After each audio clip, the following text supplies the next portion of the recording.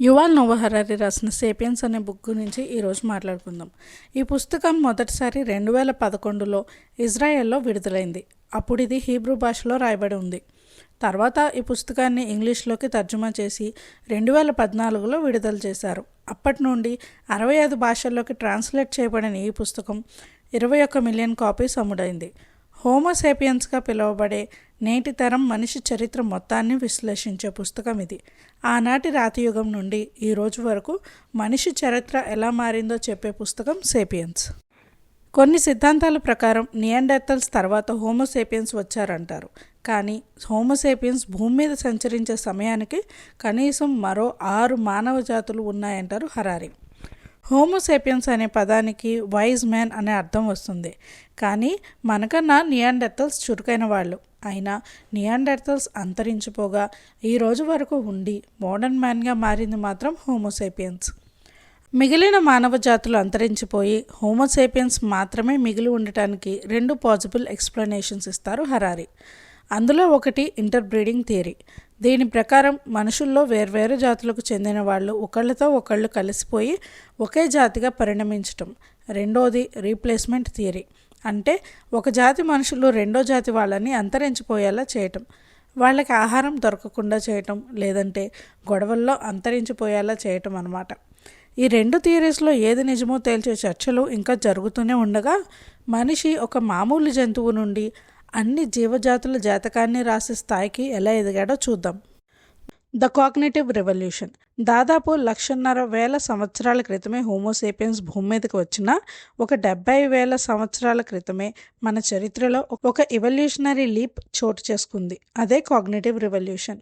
ఒక accidental genetic mutation మన బ్రెయిన్లోని inner వైరింగ్ని మార్చేసి మనల్ని స్మార్టెస్ట్ స్పీషీస్గా నిలబెట్టింది. ఇది మన ఆలోచన విధానాన్ని, నేర్చుకునే విధానాన్ని, ఇంకా విషయాలను గుర్తుపెట్టుకునే విధానాన్ని పూర్తిగా మార్చేసి మనకి భాషా పరిజ్ఞానాన్ని ఇచ్చి మనం ఒకరితో ఒకరు ఎఫెక్టివ్గా మాట్లాడగలిగే అవకాశాన్ని ఇచ్చింది. ప్రతి స్పీషీస్లో ఒకరితో ఒకరు కమ్యూనికేట్ చేసుకోవటానికి ఒక భాష ఉంటుంది. కానీ హోమోసేపియన్స్ మాత్రమే ఒక సంక్లిష్టమైన భాషని క్రియేట్ చేయగలిగారు. ఇది ఎక్కువ మందితో మాట్లాడటానికి ఉపయోగపడుతుంది. ఇంకా మన పూర్వీకులు కనిపెట్టిన భాషను ఉపయోగించి ఏ విషయాన్నైనా విడమర్చి మాట్లాడుకోగలిగేవాళ్ళు. ఇది ఇతర జంతువులలో లేదు. ఈ భాష డేంజర్ సమయాల్లో ఒకళ్ళతో ఒకళ్ళు మాట్లాడుకోవటానికే కాదు, హోమోసేపియన్స్ ప్రపంచాన్ని అర్థం చేసుకోవటానికి, కొన్ని స్ట్రాటజీస్ని ప్లాన్ చేసి ఎగ్జిక్యూట్ చేయటానికి, అలాగే పెద్ద పెద్ద గ్రూప్స్ని కోఆర్డినేట్ చేసి కోఆపరేటివ్గా పనిచేయటానికి కూడా ఉపయోగపడేది. ఈ అడ్వాన్స్డ్ లాంగ్వేజ్ స్కిల్స్ వల్ల మనలో మనం కొన్ని కథల్ని, కల్పితాలని పంచుకోగలిగాం. వీటినే కామన్ మిత్స్గా పిలుస్తారు యువాల్ నోవా హరారి. ఈయన ప్రకారం హోమోసేపియన్స్ ప్రపంచాన్ని పాలించేంత శక్తిమంతులు అవ్వటానికి కారణం కూడా ఈ కామన్ మిత్స్ని పంచుకోగలగటమే. వేరే ఏ ప్రాణికి ఇలా తన ఊహల్లో ఉన్న కథల్ని తన వాళ్లతో పంచుకునే శక్తి లేదు. The agricultural revolution. దాదాపు 12,000 సంవత్సరాల క్రితం హోమోసేపియన్స్ హంటింగ్ గ్యాదరింగ్ మీద పూర్తిగా ఆధారపడటం మానేసి వ్యవసాయం చేయటం మొదలుపెట్టారు. గతంలో చాలా కాలం మన పూర్వీకులు వేటాడి తినేవాళ్ళు. దానితో పాటు పళ్ళు, దుంపలు, ఆకులు సేకరించి తినేవారు. ఈ మొత్తానికి రోజులో 3 నుండి 4 గంటలు పడితే వ్యవసాయం ద్వారా ఆహారాన్ని సేకరించడానికి వాళ్ళు పొద్దున్నుండి సాయంత్రం వరకు సంవత్సరం అంతా కష్టపడాల్సి వచ్చేది. పైగా వ్యవసాయం మొదలుపెట్టిన మొదట్లో గోధుమల లాంటి కొన్ని రకాల పంటలే పండించేవారు. వాటి నుండి పూర్తి స్థాయిలో పోషకాలు కూడా వచ్చేవి కాదు. అయినా మన వాళ్ళు వ్యవసాయాన్ని ఎన్నుకోవటానికి 2 కారణాలు ఉన్నాయి. అందులో మొదటిది, వ్యవసాయం ఒక్కసారిగా అలవాటు చేసుకోలేదు. దానికి కొన్ని సంవత్సరాలు పట్టింది. నేలను చదును చేసి పంటలు పండించి అవి చేతికి వచ్చి మళ్ళీ అవి పాడవకుండా కాపాడుకోవటం, ఇవన్నీ నేర్చుకోవటానికి చాలా సమయం పట్టింది. అందుకే మళ్ళీ వేట మీద ఆధారపడే స్థితికి వెళ్ళలేకపోయారు. రెండోది, ఏ రోజుకు ఆ రోజు భోజనం కోసం వెతుక్కునే పని లేకుండా ఎక్కువ శాతం ఆహారం అందుబాటులో ఉండటం. దీనివల్ల జనాభా కూడా బాగా అభివృద్ధి జరిగింది. అగ్రికల్చరల్ రెవల్యూషన్ వల్లే హోమోసేపియన్స్ డబ్బుని, రాయటాన్ని కనిపెట్టగలిగారు. వేట మీద ఆధారపడి బతికేటప్పుడు ఎవరికైనా తినటానికి లేకపోతే వాళ్ళు పక్క వాళ్ళని సహాయం అడిగేవాళ్ళు. వాళ్ళకి అవసరమైనప్పుడు కూడా అలాగే సహాయం చేస్తారనే నమ్మకంతో సహాయం చేసేవాళ్ళు. కానీ వ్యవసాయం మొదలుపెట్టాక కొంతమంది వేరే పనులు చేయటం మొదలుపెట్టారు. కొంతమంది పనిముట్లు తయారు చేస్తే ఇంకొంతమంది బట్టలు నేసేవాళ్ళు. వీళ్ళు తయారు చేసిన వస్తువులు రైతులకు ఇచ్చి బదులుగా రైతు పండించిన పంటలో కొంత భాగాన్ని తీసుకునేవారు. ఇలా బార్టర్ సిస్టమ్ మొదలైంది. కానీ అన్నిసార్లు ఎక్స్చేంజ్ చేసుకోవటానికి తగిన వస్తువులు ఉండేవి కాదు. అందుకే ఒక కామన్ మీడియం ఆఫ్ ఎక్స్చేంజ్ ఉండాలని డబ్బును కనుగొన్నారు. మెసొపొటేమియాలోని సుమేరియన్స్ మొదటిసారిగా డబ్బును వాడటం మొదలుపెట్టారు. అలాగే ఫైనాన్షియల్ ట్రాన్సాక్షన్స్ అన్నీ క్లే టాబ్లెట్స్ మీద రాయటం మొదలుపెట్టారు. ఆ సమయంలోనే వాళ్ళు బార్లే మనీని స్టాండర్డ్ పేమెంట్ సిస్టమ్గా వాడటం మొదలుపెట్టారు. Unification of human kind. డబ్బు లావాదేవీలన్నీ మట్టి పలకల మీద రాయటం మొదలుపెట్టారు మనుషులు. దాంతో మోసాలు తగ్గాయి. డబ్బు వాడకం, లావాదేవీలు పెరుగుతూ వచ్చాయి.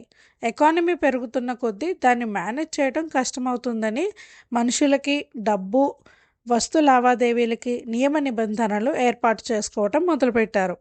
అప్పటి సమాజంలో పెట్టిన ఈ నియమాలని అందరూ పాటించేలా చూసే బాధ్యతని కొందరు తీసుకున్నారు.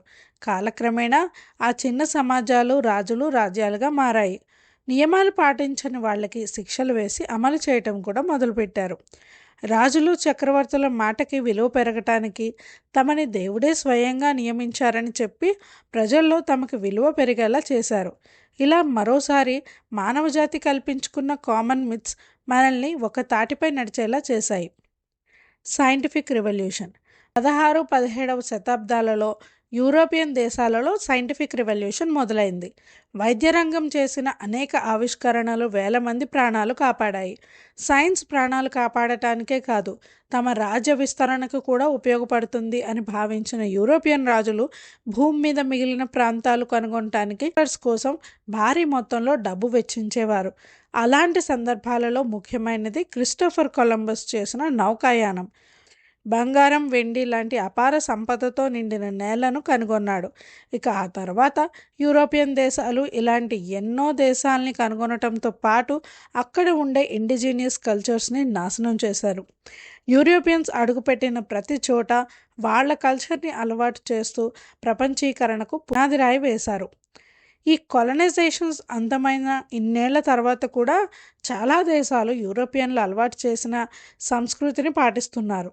అలా ప్రపంచవ్యాప్తంగా వాళ్ళు అలవాటు చేసిన కొన్నిట్లో పెట్టుబడిదారీతనం, క్యాపిటలిజం కూడా ఒకటి. రోజు మనం చూస్తున్న క్యాపిటలిస్టిక్ వరల్డ్ యూరోపియన్ కొలనైజేషన్ ప్రభావమే అంటారు Harari. The future of Homo sapiens. మన గతం గురించి తెలుసుకున్నాం, మరి భవిష్యత్తు మాట ఏంటి? ఈరోజు మనం చూస్తున్న టెక్నాలజికల్ అడ్వాన్స్మెంట్స్ మనల్ని ఎక్కడికి తీసుకుపోతున్నాయి? బయోనిక్స్, ఆర్టిఫిషియల్ ఇంటెలిజెన్స్ లాంటివి మనిషిని సృష్టికర్తగా మారుస్తాయా? ఈ విషయం గురించి రచయిత ఏమంటారంటే, హోమోసేపియన్స్ సృష్టికర్తలుగా మారటానికి ఎక్కువ సమయం పట్టదు. ఏదైనా సృష్టించడానికైనా నాశనం చేయటానికైనా ఇంతకు ముందన్నడూ లేని శక్తి ఉంటుంది. హోమోసేపియన్స్ పదానికి అర్థాన్నే మార్చేసేలా మానవ శరీరాలు మానిపోవచ్చు అంటారు హరారి. అవయవ లోపం ఉన్నవాళ్ళు కృత్రిమ అవయవాలు వాడటం మనం చూస్తుంటాం. అలాగే భవిష్యత్తులో మరింత శక్తివంతంగా మారటానికి సగం మనిషి సగం మెషిన్గా పరిణమించే మనుషులని చూడగలమేమో. పూర్తిగా వేరే జాతిగా మారిపోయిన మనుషులని చూస్తామేమో. ఏం జరుగుతుందో వేచి చూడాలి. యువాల్ నోవా హరారి రాసిన సేపియన్స్ పుస్తకంలో ఏముందో తెలుసుకున్నారు కదా. మీకు ఈ సమ్మరీ నచ్చితే లైక్ చేసి కామెంట్ చేయండి. ఛానల్ని సబ్స్క్రైబ్ చేసి బెల్ ఐకాన్ ప్రెస్ చేస్తే బుక్ సమ్మరీ పెట్టగానే మీకు నోటిఫికేషన్ వస్తుంది. మిస్ అవ్వకుండా అన్ని పుస్తకాల గురించి తెలుసుకోవచ్చు. మరొక మంచి బుక్తో వచ్చే వారం కలుద్దాం.